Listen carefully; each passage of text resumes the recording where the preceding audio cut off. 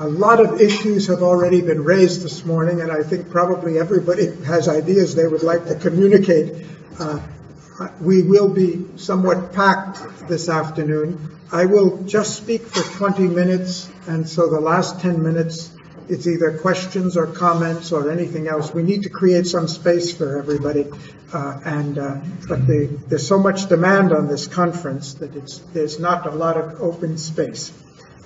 1933, February or March, Franklin Delano Roosevelt became the President of the United States, right in the middle of the most serious financial crisis the U.S. ever faced. In the previous 3 years, 6,000 U.S. banks had failed and closed.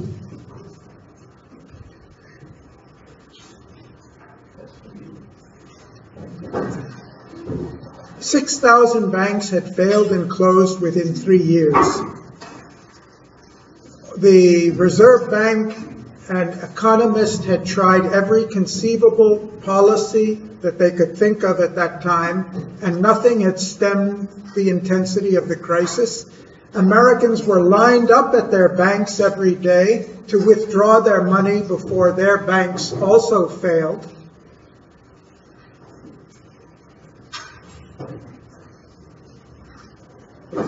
And of course, even the soundest bank in the world would fail if enough customers came and withdrew their money, because every bank lends out makes money only by lending out their money. FDR had gone to Harvard and taken courses on economics there, and he concluded that he hadn't learned anything in his economics course that prepared him to take over in this crisis that hadn't already been tried and failed. And finally, he closed the banks on the first day he became president, and he went on the radio 5 days later, and he addressed the American people, and he said, look, all of the capacities that have made America the most prosperous country in the world are still there. We have all the rich natural resources. We have all the talented, skilled, aspiring people. We have all of the plant and machinery and factories that made us a prosperous nation. But something we have lost. We have lost confidence in ourselves. And he said those famous words, which I think are very well known, and that is, the only thing we really have to fear is fear itself. And he said, next Monday I'm going to open the banks again. There was a 1-week banking holiday. And I want you all to go back to the banks, but this time I want you to redeposit your money. America was founded on a confidence in ourselves and that we can make a better future. And if we act out of fear, we will only destroy what we've created. We've got to act out of that truth that made us prosperous. With great trepidation, the Banking Commission opened all the banks the next Monday morning. The lines lined up again, just as they had the previous week, but the majority of the people were depositing their money rather than withdrawing it, and the banking crisis ended with that. And then in the New Deal, legislation was put in place to protect the depositors' money, all of which was dismantled about 15 years ago, but to separate the commercial and the investment banks. And we had 70 years of great banking, financial stability in the banking system in the U.S. I'm giving this as an example to illustrate how powerful our expectations or anticipation of the future is in determining how our society operates. And with that, I would like to make some theoretical comments on the status of the social sciences today and why I think anticipation is so important, and how I hope to see a change and an evolution in the social sciences in the future. And this first point, I'm not going to dwell on because it was already elaborated by several of the speakers this morning, our conception of the social sciences has been very much based on, inherited from the phenomenal success of natural sciences over the previous 200 years. And some of the assumptions that we take for granted in the social sciences as given really come out of that heritage and need to be revisited. One of them is the sense that our social systems run by mechanistic laws, what I would call Newtonian laws, the way the natural world and the world of physics runs. That our society is subject to immutable laws of nature, natural laws. In the physical, natural world, there is a good deal of complexity. But when you think about the complexity of the social life, the natural sciences have a very easy job in trying to get to reality. Even when you go into the complexity of subatomic particles and everything, nothing to compare, because there you're only talking about the complexity of physical things, which all have their own characteristic forms of behavior. Here we're talking about the interaction of living, conscious individuals who don't all behave the same way, and don't behave the same way from one moment to another in one place or another.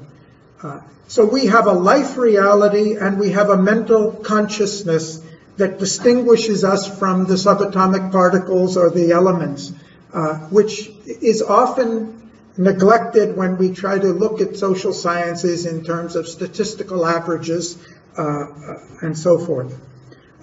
If you look at the natural sciences, there is a natural interdependence and interdisciplinarity between them, in the obvious sense that it doesn't matter whether you're a geologist or a meteorologist or a geneticist or an ecologist. The laws of physics work for everybody. The laws of chemistry work for everybody, whether it's inorganic or organic chemistry. We don't change the rules. But when it comes to the natural sciences, we'd be hard-pressed to think of any law of psychology or sociology or economics or political science or anthropology that is uniformly accepted by the others. It's as if we're talking about different realities, not a hierarchy of realities, of interdependent realities. This is one of the reasons, and this point was mentioned this morning. The natural sciences are naturally focusing on reality as an object, because that's about the only way we can know it. We can study electrons, we can study different species, we can study planets and environments, but we have no way of getting into. We don't know that they have any subjective reality of their own, or that they're acting on any subjective basis. But the social sciences, we are at least as much, I would argue, more subjective beings than we are responding to objective conditions. And a social science that doesn't take into account that subjective reality cannot handle the complexity of the reality we're facing.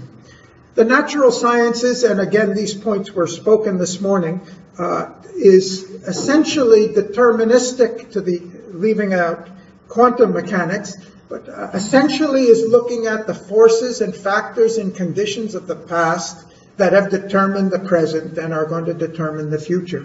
Whereas in the social sciences, as our discussion this morning suggested, our perception of the future, our anticipation, our aspiration, our expectation, our understanding, our illusions, our fears are very much a determinant. And that's why I gave the example of FDR, because the people who feared that if they don't take their money out, they're going to lose it all, in one day they changed their perception and they changed their behavior based on a different conception of the future.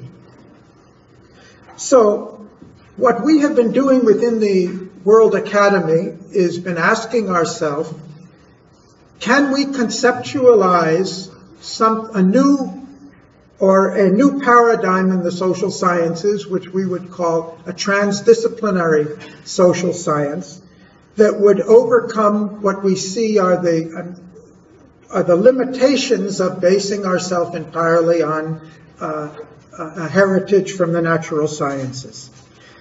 And the premises behind that would include that the laws governing society are not natural, immutable laws of nature. They're man-made, they're human-made. They're based on the institutions we create, they're based on the values, they're based on the policies, and the laws work in one way or another according to implicit assumptions, premises, and values which we often take for granted in practice.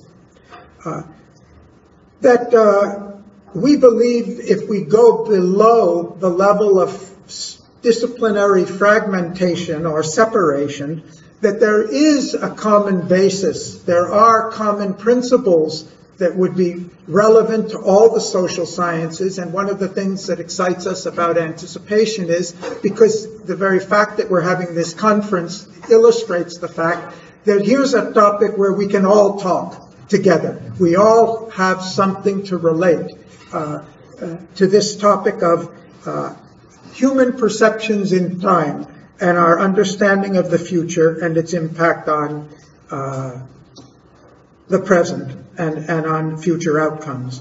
At the same time, it also necessarily means if we are impacting that what we think, what we feel, what we value, what we want really matters, and the reality is not just an objective reality that can be dealt with according to universal laws.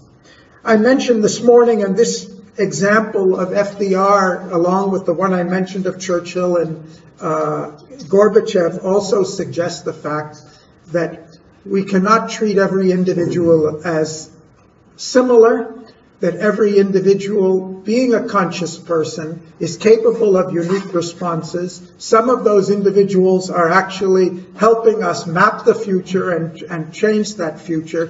Others are either going along with it or resisting it. But we have to look at the individual in all our social sciences as an undeniable reality who cannot just be grouped into statistical averages. So, what does this have to do with anticipation? I'd like to make a distinction, and I think we have a long way to go in developing a set of definitions that we're all going to be comfortable with. But the topic came up in Reel Miller's presentation this morning, between our belief or understanding or thoughts about the future and our desires or aspirations or intentions about the future. And I think one of the questions we need to discuss, that's why I put it back to Rial after his presentation, is where do these two things come into a discipline of anticipation? Is anticipation only a question of a better understanding of what's going to happen, or an understanding that we can't know what's going to happen, or a clear understanding of the role that we as human beings have in determining what's going to happen, whether it's in our economic system or our social system or a legal or political system or something like that. What I thought I heard this morning, and I'm putting it up as a topic for debate, what I thought I heard this morning was a lot about that how we understand, making more explicit the premises, understandings, values on which we are anticipating or projecting we think the future will come. But we kind of left the human being out of this. We kind of left the determinative role of the human being. And I think that's a leftover from the natural sciences, where we're trying to observe a reality independent of ourselves. There is no reality independent of ourselves, and that's what FDR really illustrated when he realized it's not about figuring out what's going to happen with the economy, it's about deciding what's going to happen with it and figuring out how to motivate people to make that happen. So that's why I mentioned in my opening remarks, I think ultimately, maybe we're very far to go on that, but ultimately we'll be looking at a social sciences which brings us back into intimate relationship with what we're studying. The academic, the separation between the scientist and the subject matter, which is still there. We're somehow thinking we can deal with it independently. But I think if we really understand anticipation in this sense, we'll see that we are not only trying to understand reality, but we're also trying to understand what our role is and how we can impact on that reality. The way we understand it is one of the things that's going to impact on it, but there's something else also, what we're going to do about it, what we're going to will, what we're going to decide, what we're going to aspire for as a result of that.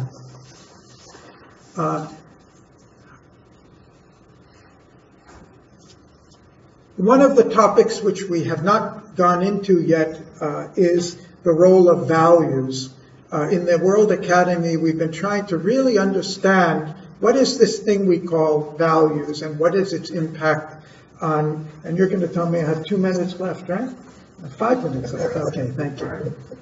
5 minutes, I have plenty of time then.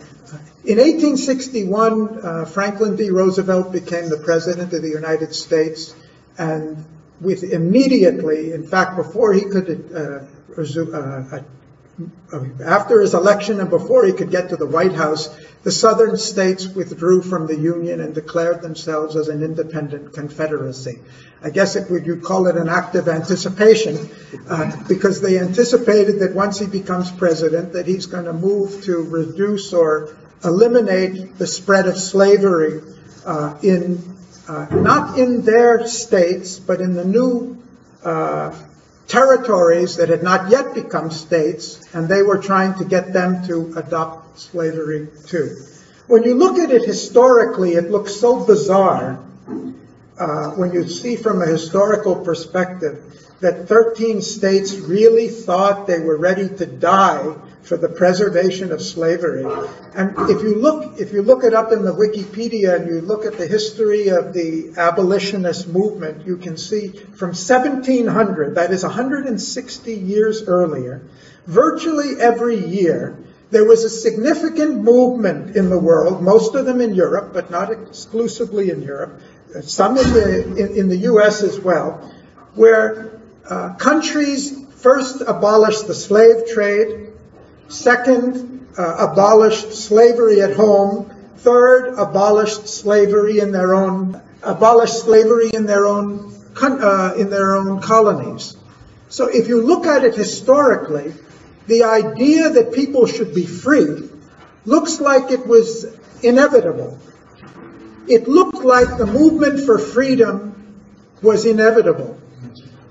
My point was that anyone who had a historical perspective would have seen in 1776, we signed the Declaration of Independence, in which it said that every man, or a man, it's just not women, but we were all created equal and endowed with inalienable rights.